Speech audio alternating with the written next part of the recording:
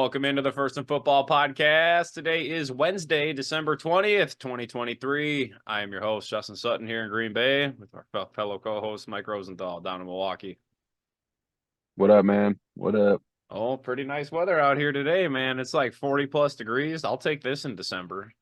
Yeah, dude, it's nice. What's also nice is both of us making our fantasy playoffs in our combined league. Not looking good for me, but and then I'm making it in my other league as well. I got booted out of my family league, but I was also the last seed coming in, running off of hopes and dreams, and I got Christian McCaffrey.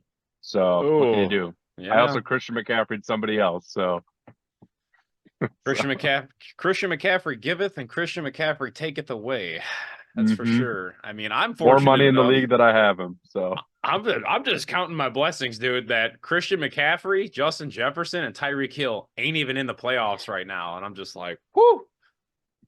I sent Tyreek home packing last week, but that's only because he didn't play. But McCaffrey, his team didn't even make the playoffs this year. That guy had Jefferson. Oh, that's nice for you. Holy crap. Yeah, that guy had Justin Jefferson too. So it's like his season kind of went down the tubes quick. But yeah, so I'm in the semifinals. 2 more weeks for immortality, man. I'm chasing this bad. So I feel you, man. I put up over 2,000 points in one of my leagues this year.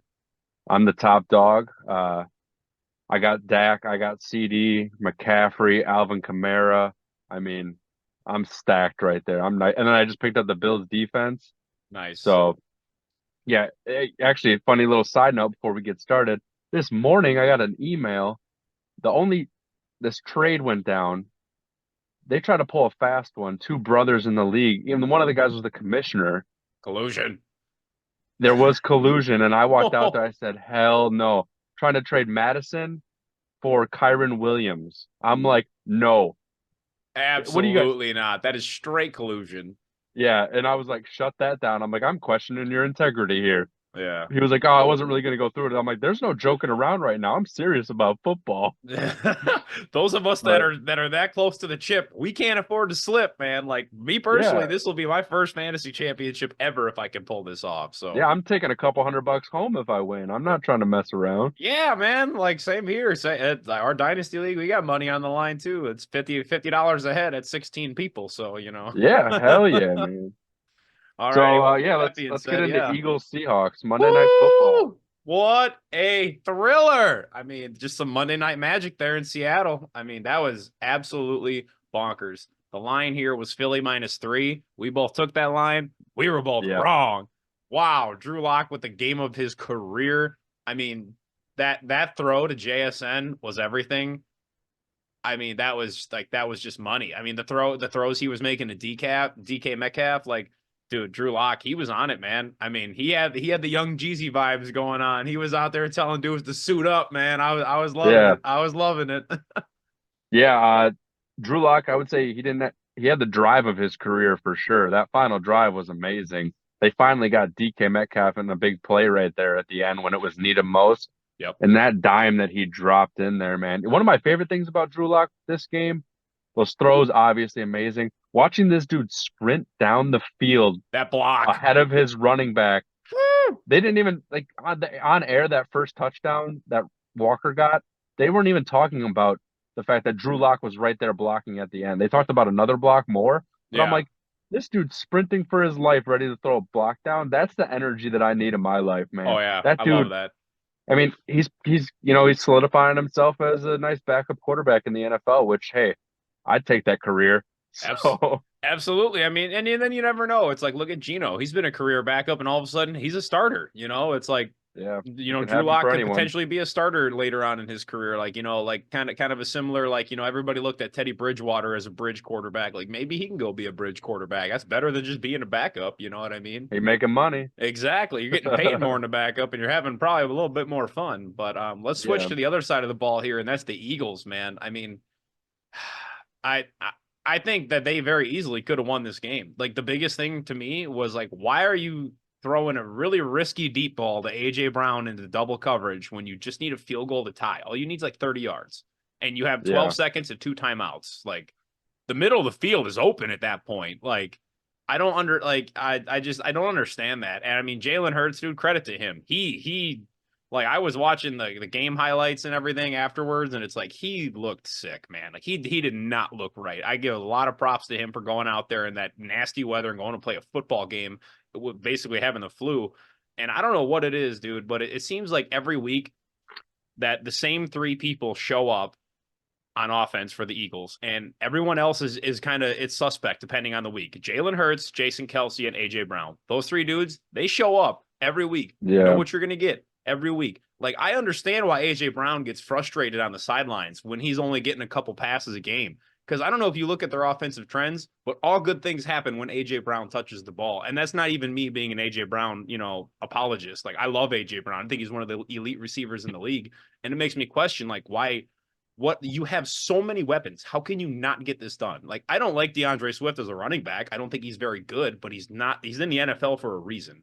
Like, run the ball. Like, this, it's not, I just don't get it, man. They got people everywhere. It has to be schematics and coaching, in my opinion. That's what costs Or them is this. it Jalen Hurts' vision?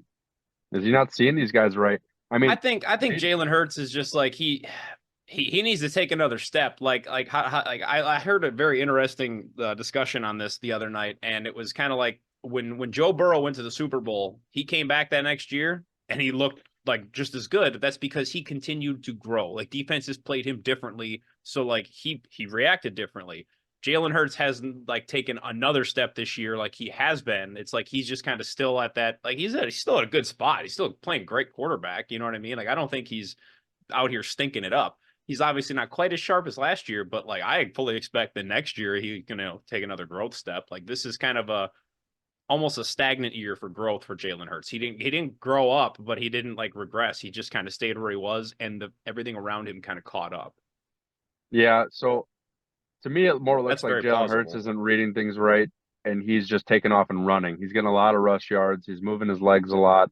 They're not connecting on big balls with Smith, and they're like you said, they're successful when they're getting those deep balls to Smith and to AJ Brown. I mean, they're not. They look kind of flat. It just kind of looks like they're relying on Jalen Hurts rolling out of the pocket, maybe getting something to break open. But them only scoring 17 points against the Seahawks. Come on, that Pathetic. team needs to be. But they've been pathetic the last three games. They don't look good. Their defense is awful. Like, I mean, Drew Lock. You lose to Drew Lock in the. I mean, I granted it is at home. Hurts was a little bit sick, but he couldn't have been that sick, man. The guy was running the ball. They were having design runs. If this dude was, I mean, he's still out there. If they think that he's the best option to be out there, he's out there for a reason. Yeah. They got to figure it out, man. They're gonna have a quick playoff exit if they don't figure this out. I completely agree, and I'm probably also in the minority in this camp. But I thought there was some positives to take away from the defense that they can build on. Number one, yeah, they lost the game, and the defense gave it up. They only gave up 20 points. Like you can win a lot of playoff games only giving up 20 points. I mean, Correct. You have to score more, but yeah, exactly. And like to some degree, it's like I kind of like to some degree, I put this loss a bit more on the offense than the defense, and I'm sure I'm in the minority on that camp after this no, game. I'd agree with that. They should score more than 17 points, Yeah, I mean, 100%. it's ridiculous. You have so much talent on that side of the ball. Like your defense is not good, and they put up a pretty good performance, and then your offense couldn't even hold up half its end of the bargain. Like that's the way I look at it. So I mean, I think they got some get right games coming up here. They're going to play the Giants. They're at home in Philly for that, and I think the Cardinals come to town for that as well. Week 17 for them as well. So I Yeah. mean, watch this Philly defense here. I like them to kind of get it going again against the Giants. I think the offense is going to start to get it going because I mean, clearly this is like Jalen Hurts is out here talking about, he's questioning commitment from people within the organization, whether it be teammates, coaching, whatever. Like, I think that's kind of a sign of Jalen Hurts. He's a good leader. He's probably been voicing his opinion in the locker room internally, and now he's finally felt Yeah. the need to take it public. So I expect to see a better team, especially against the Giants, and then you get to go Well, play I the mean, even Cardinals. Drew Lock and the Seahawks, giving up 20 to them is kind of questionable. So they have some get right games that they can get here and try to get a good vibe going against some worse offenses. So hopefully that gets some momentum and then some maybe commitment, saying, okay, we got this, we got this. Yeah, If yeah. they can build on that momentum. But man, they're not the powerhouse that we once thought they were as of right now, but they definitely have the people in place to become that. Yeah, I think again. I think the defense, like I said, I think that took a step, but ultimately I think their backbone was they had no Darius Slay out there. And you're telling me that your number one corner is James Bradbury, and then the three receivers for Seattle that they have, like that's just a complete mismatch. So that's kind of why Yeah. I think Drew Lock had his way. But yeah, I mean, we'll see here. I think the offense needs to drastically change something, and whether that's at the expense of a player, like in terms of somebody's not getting targets or somebody's not getting carries. Like, I don't care if you got to bench DeAndre Swift and get Rashad Penny in there, just someone who can make the offense flow better. You know what I mean? I mean, I don't know if Swift's necessarily the problem. They're just not hitting on the balls with AJ Brown and Devontae Smith like they should be. Because they Like can't run the they're ball to draw single high coverage. Everything's covered all the time. I Like, mean, Swift still have put you up like what watched? 76 something yards. Have you watched like I guess it would be like all 22 style film, kind of like bird's eye view of DeAndre Swift, and like he's just he when he gets the ball, it's like his vision is not good. He chooses Uh, really inefficient run paths, and that's kind of where I love his talent. I just wish he could. I don't know. There's so many plays I've seen where it's like if he makes a different cut, like he's getting another whatever yards, or like if he makes a different cut, he like especially when he was with the Lions, like if he makes like different cuts at the goal line, he's scoring touchdowns, and instead they're getting stuffed. Like I think he, like I said, I think he's got elusive talent and whatnot. I just don't like his vision. I think if he can't take that step, like dude, they got to get someone in there who can like run the ball effectively. I think Look at the I don't Niners now that they agree got with as much CMC, as they're crazy. Like they're I don't agree with unstoppable. as much as him being. I think the whole team right now is kind of in the dumps, which is why he's also looking like he's in the dumps. Because if you look at his numbers from the first half of the season, he was playing great football, and I think that just they need to maybe use him more in the pass game too. Oh, You know, absolutely. Yeah, he can so catch the ball. Let him run around with it. yeah, so like the numbers prove like this first half of the season, he was really a very solid running back. This second half of the season, with the or these last handful of games, just the Eagles themselves have been off, so it's kind of hard to note just him. But yeah, man, they got some question marks, that's for sure. Yeah, I mean, They he got to he was figure just it kind out of an here. example. I mean, I don't want to sit up here and pound the table for AJ Brown every single time I talk about the Eagles offense. Yeah, So he was the example there, but I mean, that's kind of what I'm saying. They need to get something going they here. got Giants, Arizona Giants. It, So it's hey, like talk about a momentum builder right there, dude. They can come into the playoffs flying. that's what I'm saying. I'm not too worried about the Eagles. I think that defense took a step, so I expect to see big changes starting this week. I love the Eagles to smash the Giants this week. Yeah. But with that That's being enough of the said, worst side of Pennsylvania. Let's talk yeah, so, about something else. well, let's get into this Thursday night matchup we got coming tomorrow Yeah. night. We Week got 16. yes, week 16 Thursday night. We got Saints at Rams, and the line is Rams -4. Yes, Some sir. thoughts on that, So, Mike? um, week 16, no buys this week once again, or for the rest of the year. So this game, I like the Rams. Obviously, I'm going to remain high on the Rams here. Um, huge playoff implications for both of these teams. Rams are looking to secure a wild card spot because they're not going to touch the 49ers, obviously, for the division win, while the Saints are quite in the race here to win the division and or potentially a playoff or a wild card spot as well. Um, I think the Rams are a more battle tested team. They've beaten better teams in the last few games versus the Saints. The Saints, you never know what you're going to get week to week with these guys. Um, Carr had a great game last week. I just don't know if I can really trust anything that the Saints are doing, especially against, once again, Matthew Stafford, Puka Nakua, Kyron Williams, Cooper Cup. I mean, they just seem to be getting better and better. And I think that the Rams are going to be a force to play against here in the postseason if they make it. Yeah, I would agree with that last statement there. If they make it in the postseason, that's a team you don't want to see. And honestly, I think this is the game that they kind of put the nail in the coffin. If they beat the Saints here, pretty much whoever loses this game probably isn't getting in the playoffs. And Yeah, my money's on Sean McVay and Matt Stafford. That's for same. damn sure. They have looked a Yeah. lot better, especially as of late. Once they kind of got healthy and gelled, boom, Rams look like a different team. I don't like the Saints here at all. I kind of think this line isn't high enough. I mean, hot take. Yeah. The Saints are way too inconsistent, and Sean McVay is going to prove this is a coaching mismatch between him and Dennis Allen. I mean, I expect the Saints to look borderline silly tonight, you know. Yeah, tomorrow. I'm sorry, yeah, Or tomorrow whenever night. this uploads Thursday.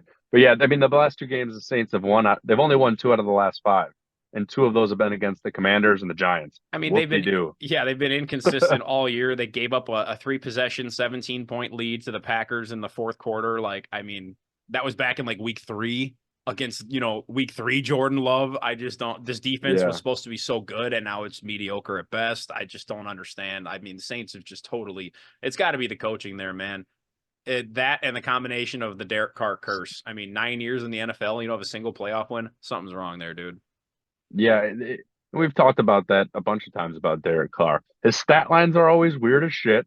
He'll throw 4 touchdowns and a couple hundred yards, Yep. and then he'll throw for 400 yards and have 1 touchdown, 3 picks or something. It's Yeah. like there's something about that dude that you love him just because that guy can have great games. It seems like he's been around forever. He has those, but then it's just he lays big stinkers, and you're like, what are you? Yeah, like he's What's going so on in your inconsistent at this point in his career still. And it's like, dude, you have more than enough talent. What is the problem here? Like, I just Yeah. I don't get it, man. I used to think that Derek Carr had the slight edge on Baker Mayfield. Now I think completely the opposite. Like this whole season is just like, man, Derek Carr looks brutal and Baker looks great. Like he's their franchise QB as we've talked about. But let's digress from that. Do we want to talk about Saturday games or should we just save that for the Friday show? Save that for Friday. I don't have notes or time to get into that. I didn't make any notes on those. It's all I had good. one more note that I saw before coming in here. Jonathan Taylor maybe playing this week. My boy, JT.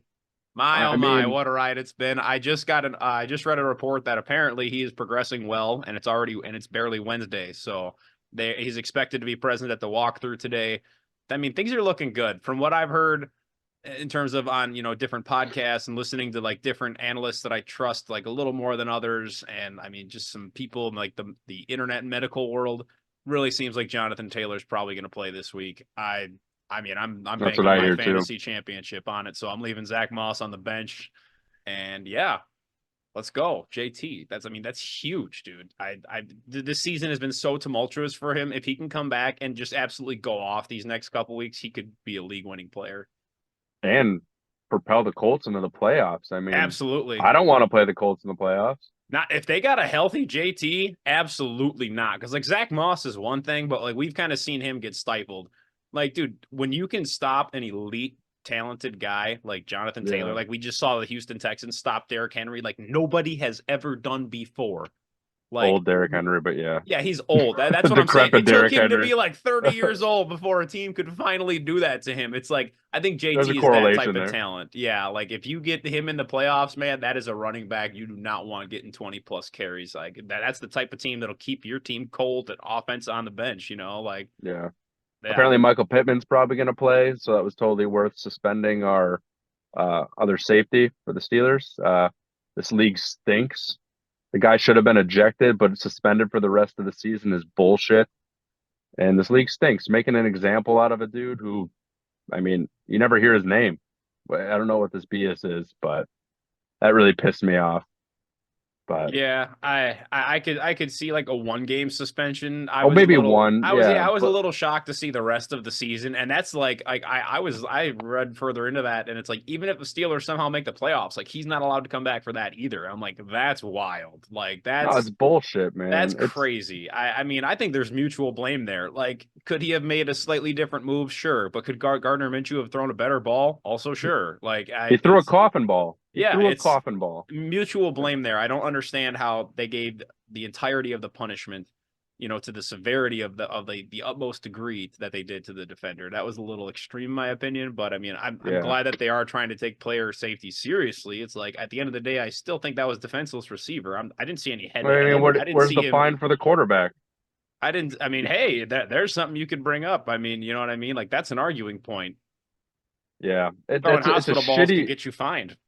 it's a shitty situation for everybody's side. The Steel, like, obviously, I want Pittman to be okay because I love that guy, but it sucks for an already decrepit Steelers team hurting bad, bad, bad in pass coverage. So, I mean, I don't expect the Steelers to do anything this postseason, but at the same time, it's like, man, I don't know. Especially because we were talking this week about those hits on Jared Allen or Josh Allen Oh when yeah, the Josh Allen when and the Dak got lit when up a couple times. I mean, it the was dude like, clearly tried to clock Allen in the head. It yeah, was a very obvious motion, no flag, Yep. no talk about that afterwards. It's like if Allen was out with a concussion because of that, I mean, but then there's no penalty, no fines, no. It just once again, it's hard to probably make these calls. I'm glad it's not my job on who to fine but I mean, when you're talking like a guy like KZ where he doesn't make a crazy amount of money, I mean, that's huge for his life probably. That's hundreds of thousands of dollars that he's not going to get if they make the playoffs for some reason. That's money that he's not going to get. Like, I Right. don't know. It's just it affects other people's lives as well. But I guess what is probably like a Tomlinism, like I don't know, something breeds opportunity for another player or some BS that he would say. Like I don't competition know. breeds opportunity or something Or like that. or like a bad situation breeds I don't know. Yeah, Some that is Tomlinism some BS that Tomlin he'd talk spit right out. there. Yeah. Well, I mean, this is kind of why I don't have a problem with quarterbacks kind of selling fouls like they're in the NBA. You know what I mean? Like it's ridiculous that you're gonna call penalties like that on safeties, but when a dude like Josh Allen or Dak Prescott takes a hit straight to the dome piece, the people are just like, That needs to be out of the league. Like, get out of oh here. man, I didn't see nothing. It's like what? Like Yeah, any whatever. hooser. But yeah, with It's that being always going to be said, like this. There's always going to be calls. Just, I mean, it's a tough job. Like I said, I'm glad we're not making the decisions, and yeah. it's never going to go away because that's just how sports are. Yes, sir. And with that being said, let's go ahead and close up shop for the day. We will be back with everyone on Friday to talk about the Saturday and Sunday games. So, big week Yeah, this should be week, great. semifinals in fantasy football for those of you that are in it. I mean, playoff implications in real life football as well. And yeah, so far I'm my stoked to my talk about it. so far my pick of the Bills to run the table, get in and still go to the Super Bowl. Looking pretty good right now. I'm loving that. I'm loving that. I'm gonna go ahead and stand in that spotlight a little bit. But I mean, with that being said, that's well, I would say that's not a crazy prediction. I I mean, mean, it's a pretty. I said it right after they lost to the Eagles and everyone was losing their minds. I'm like, Buffalo's gonna be fine. They're gonna win out, go make the playoffs. I think they're going to the bowl. I bet you a lot of people were with you on that, though. I don't know. It's not what I heard, but we'll see. Who Yeah, knows? I don't have enough time to dig through all the nooks and crannies, but yeah. anyways, we'll see everybody later. If you're here with us at T1FP, we appreciate it. All the new people, all the people who have been with us, the OGs, all the appreciation. So Yeah, go ahead and thank you. give us a like, give us a subscribe, and turn on those notifications so you don't miss episodes. Be a friend, tell a friend. Peace. Later.